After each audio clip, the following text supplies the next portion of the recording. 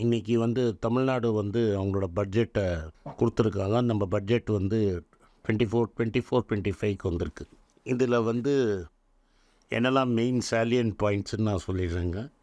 முதல்ல குடிசை இல்லாத தமிழ்நாட்டுக்கு புஷ் பண்ணுறாங்க. நான் சின்ன வயசில் இருக்கும்போது நிறைய குடிசைகள்லாம் சிட்டிலேயே இருக்கும்.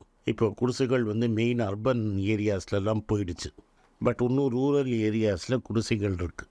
இந்த குடிசைகளை கம்ப்ளீட்டாக காலி பண்ணுறதுக்கு 3500 கோடி ரூபா ஒதுக்கியிருக்காங்க. இந்த வருஷத்தில் 8 லட்சம் கான்க்ரீட் வீடு கட்ட போகிறோம்னு சொல்லியிருக்காங்க.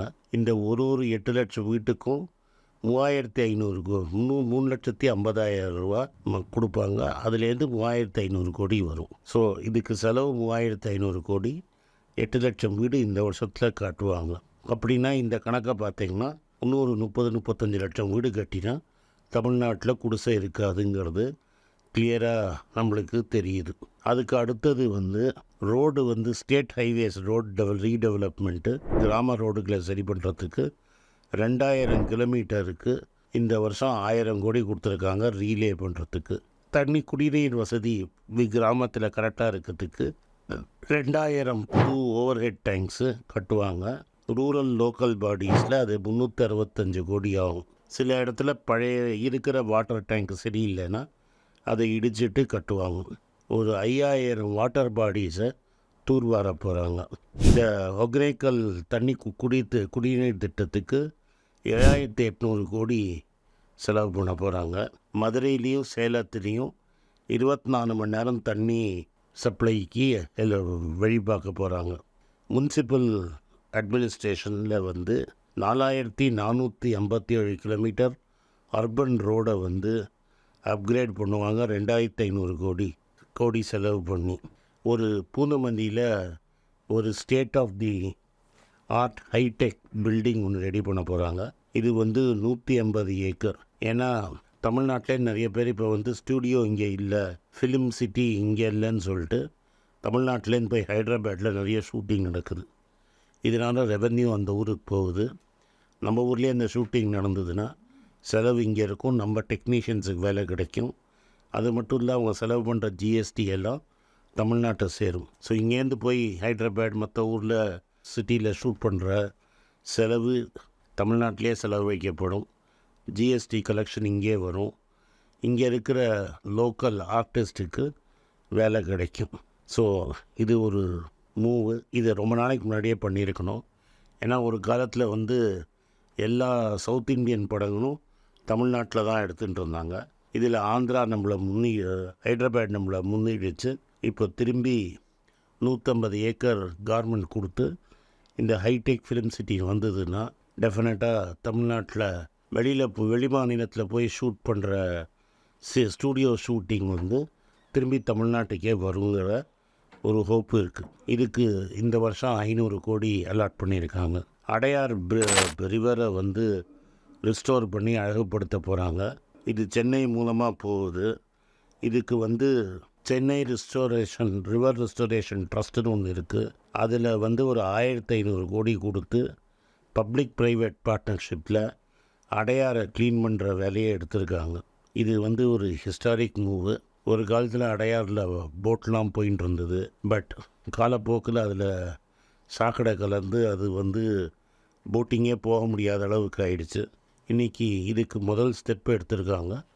இதை க்ளீனப் பண்ணி க்ளீன் ஆக்கிறேன்னு சொல்லியிருக்கிறாரு. அடுத்தது தஞ்சாவூர் பக்கத்தில் சிட்டப்பட்டிங்கிற ஊரில் ஒரு புது ஹைடெக் ஐடி பார்க் கட்டுறேன்னு சொல்லியிருக்காங்க. இப்போதைக்கு இந்த ஐடி வேலைங்கிறது மெட்ராஸில் மட்டும்தான் இருக்குது. கவர்மெண்ட் என்கரேஜ்மெண்ட்டில் இது கோயம்புத்தூர், மதுரை, திருச்சி இந்த இடத்துலலாம் ஸ்லோவாக ஸ்ப்ரெட் ஆகிட்டுருக்கு.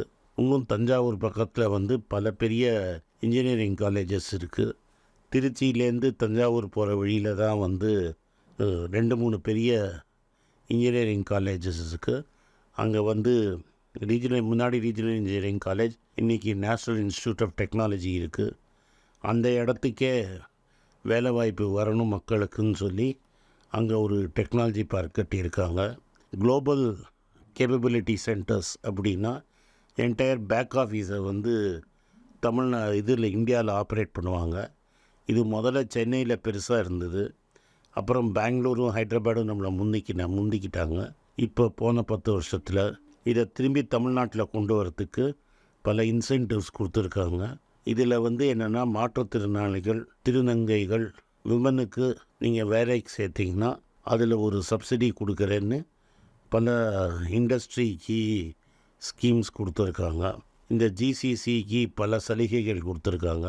ஹோப்ஃபுல்லி அவங்க இது எதுக்கு நம்ம ரியலாக கவனிக்கணும்னா, தமிழ்நாட்டில் நம்ம கிளாஸ் என்ரோல்மெண்ட் ரேஷியோங்கிறது ஹையஸ்ட் இன் தி கண்ட்ரி. அதாவது 12ஆம் கிளாஸ்லேருந்து படிச்சுட்டு காலேஜ் போகிறது நம்ம தமிழ்நாடு தான் இருக்கிறதுக்குள்ளேயே ஹையஸ்ட்டு.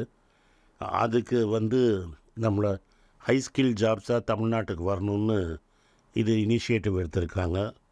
அடுத்தது ரொம்ப மோர் இம்பார்ட்டண்ட்லி என்ன பண்ணியிருக்காங்கன்னா, ஒரு மெடிக்கல் பெரிய 500 பெட்டு ஹாஸ்பிட்டல் பெருந்துறையில் திறக்க போகிறாங்க, ஈரோடு பக்கத்தில்.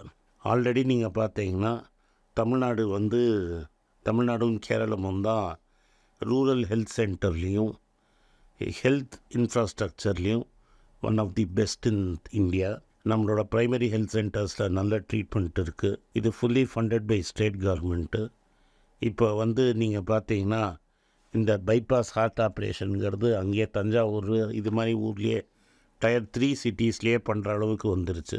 இப்போ ஈரோடு பக்கத்தில் பெருந்துறை பக்கத்தில் இந்த hospital state of the art கட்டி முடிச்சப்பறம் இன்னும் மெடிக்கல் ஃபெசிலிட்டிஸ் கோயம்புத்தூரில் already world class medical facilities இருக்குது. ஆனால் ஈரோட்டில் இருக்கிற வெஸ்டர்ன் தமிழ்நாட்டில் இருக்கிறவங்க கோயம்புத்தூர் வரைக்கும் போகாமல் ஈரோடு பக்கத்துலேயே ட்ரீட்மெண்ட் கிடைக்கிறதுக்கு இது மாதிரி ஒரு ஹாஸ்பிட்டலும் திறந்துருக்காங்க. இந்த பட்ஜெட்டில் என்ன பெரிய கிரிட்டிசிசம் வரும் அப்படின்னு நீங்கள் பார்த்தீங்கன்னா, இவங்க டாஸ்மாக் ரெவன்யூவே நம்பி இருக்காங்கன்னு ஒரு கிரிட்டிசிசம் வரும். அது தவறு. இது ரெவென்யூ ஸ்டேட்டுக்கு டாஸ்மாக் மட்டும் கிடையாது, ஸ்டேட் ஜிஎஸ்டி இருக்குது, சென்டர் ஷேர் ஆஃப் ரெவென்யூ இருக்குது, லேண்ட் ரெஜிஸ்ட்ரேஷன் டேக்ஸ் இருக்குது, ஆட்டோமொபைல் டேக்ஸ் இருக்குது. இதெல்லாம் நம்மளுக்கு சிக்னிஃபிகண்ட்டாக கான்ட்ரிபியூட் பண்ணுது. வெறும் டாஸ்மாக்கை வச்சு தமிழ்நாட்டு மாதிரி இருக்கிற ஸ்டேட்டை நீங்கள் மேனேஜும் பண்ண முடியாது. இந்த வருஷம் நம்மளோட டெஃபிசிட் ரெவென்யூ டெஃபிசிட் குறைக்கிறோன்னு இந்த கவர்மெண்ட் சொல்லியிருந்தது. ஏன் குறைக்க முடியலங்கிறதுக்கு அவங்க எக்ஸ்ப்ளனேஷன் கொடுத்துருக்காங்க. இந்த எக்ஸ்ப்ளனேஷன் என்ன சொல்கிறாங்கன்னா, இந்த வாட்டி 2 சதர்ன் மாவட்டத்துலேயும் பெரிய தண்ணி ஃப்ளட்டு ஒரு 20-30 நாள் ஆச்சு. உங்களுக்கெல்லாம் ஞாபகம் இருக்கும், மெட்ராஸ்லேயும் ஃப்ளட்ஸ் ஒரு 10 நாளைக்கு தமிழ்நாடு ஃபுல்லாக தண்ணி இருந்தது. இது மெட்ராஸையே ஸ்தம்பிச்சது ஒரு 10 நாளைக்கு. மக்கள் நார்மல் லைஃபுக்கு ஒரு வாரத்தில் வந்திருந்தாலும் spending and other things both southern மாவட்டத்துலேயும் சரி, சென்னை அண்ட் சரௌண்டிங் ஏரியாஸ்லேயும் பயங்கரமாக குறைஞ்சிருச்சு. அதனால் நம்மளோட ரெவென்யூ கலெக்ஷன் அஃபெக்ட் ஆகிடுச்சு. இன்னொரு காரணம் என்னென்னா, இங்கே இதுக்கு நிறைய நம்ம ரிலீஃப் ஒர்க்குக்கு ஸ்டேட் கவர்மெண்ட் செலவு பண்ணியிருக்கு. சென்ட்ரல் கவர்மெண்ட் இது வரைக்கும் பார்த்து இன்ஸ்பெக்ட் பண்ணிவிட்டு ஒரு பெரிய தொகை கூட இன்னும் சேங்ஷன் பண்ணலை, வெறும் பேசிட்டு தான் இருக்கிறாங்க. அதே மாதிரி சென்னை மெட்ரோ ஃபேஸ் 2க்கு நம்மளுக்கு பணம் தேவைப்படுது. ஸ்டேட் அதோட ஷேரை ஃபுல்லாக கொடுத்துருச்சு. சென்ட்ரல் கவர்மெண்ட் அவங்க ஷேரை கொடுக்கணும், அதை கொடுக்க தவறிட்டாங்க. அதே மாதிரி ரெவென்யூ டெஃபிசிட் மட்டும் இல்லாமல் இந்த ஸ்டேட் டெஃபிசிட்டும் அந்த ரெவென்யூ ஃபிஸ்கல் டெஃபிசிட்டும் 26.4% ஆஃப் ஜிடிபியாக இருக்குது. இது slightly higher then normal. But அதுக்கு மினிஸ்டர் ஒரு கிளைட் பாத்து கொடுத்துருக்கிறாரு. அந்த கிளைட் பாத்து இன்னும் குறைஞ்சிக்கிட்டே போகும். ஆனால் இதில் நம்ம என்ன தெரிஞ்சுக்கணுன்னா, சென்ட்ரல் கவர்மெண்ட்டோட debt as a percent of GDP 25 இல்லை, ஆல்மோஸ்ட் 85% ஆஃப் ஜிடிபி இருக்குது. அதனால் இப்போ என்ன பண்ணுறாங்கன்னா, சென்ட்ரல் கவர்மெண்ட்டு அவங்களுக்கு வேணுங்கிற சப்சிடிஸ் கொடுத்து அவங்க இஷ்டத்துக்கு கடன் வாங்கிக்கலாம். ஸ்டேட் கவர்மெண்ட் கடன் வாங்கக்கூடாதுங்கிறதுல ரொம்ப டைட் பண்ணுறாங்க. அதே சமயத்தில் தமிழ்நாடு இந்த ஃப்ளட்ஸ்னால் ஜாஸ்தி கடன் வாங்கினதுனால டான்ஜெட்கோவோட லோனுக்கு சில வெய்வர்ஸ்லாம் கொடுத்துருந்தாங்க எல்லா எலக்ட்ரிசிட்டி கம்பெனிக்கும். ஆனால் டான்ஜெட்கோக்கு அது கொடுக்கல. அதனால் இந்த வருஷம் மட்டும் ஒரு சுமார் 14,000 கோடி வந்து டான்ஜெட்கோவுக்கு நம்ம ட்ரான்ஸ்ஃபர் பண்ணோம். அதையும் அடுத்த வருஷம் இந்த பட்ஜெட்டில் கொடுத்துருக்கிறது ட்ரான்ஸ்ஃபர் இவ்வளோ பண்ணணும்னு. இந்த ட்ரான்ஸ்ஃபர் ரெண்டுத்தையும் நம்ம பண்ணலைன்னா தமிழ்நாடு வந்து ரெவென்யூ டெஃபிசிட்டை ஒழுங்காக போயிருக்கும்.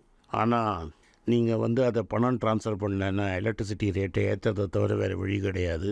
ஆல்ரெடி நம்ம ஸ்மால் ஸ்கேல் இண்டஸ்ட்ரி எலக்ட்ரிசிட்டி ரொம்ப ஏறிடுச்சுங்கிறாங்க. இன்னும் ஏழைங்களுக்கு 100 யூனிட் ஃப்ரீயாக கொடுக்கணும். ஏன்னா எலக்ட்ரிசிட்டிங்கிறது ஒரு பேசிக் ரைட் ஆகிடுச்சு.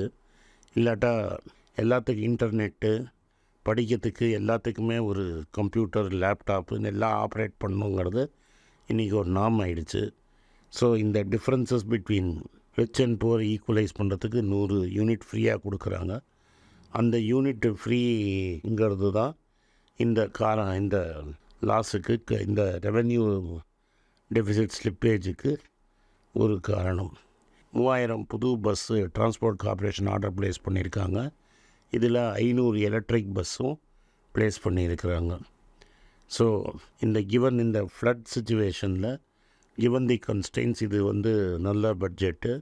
இது வந்து சென்ட்ரல் கவர்மெண்ட்டுங்கிறது வந்து கொடுக்க வேண்டிய பணத்தை கரெக்டான டைமில் ரிலீஸ் பண்ணிவிட்டு இந்த மழையில் பட்ட கட்டத்துக்கு ரிலீஃபையும் கரெக்டாக கொடுத்துருந்தாங்கன்னா நம்ம தமிழ்நாடு பட்ஜெட்டு இன்னும் பெட்டராக இருந்திருக்கும்.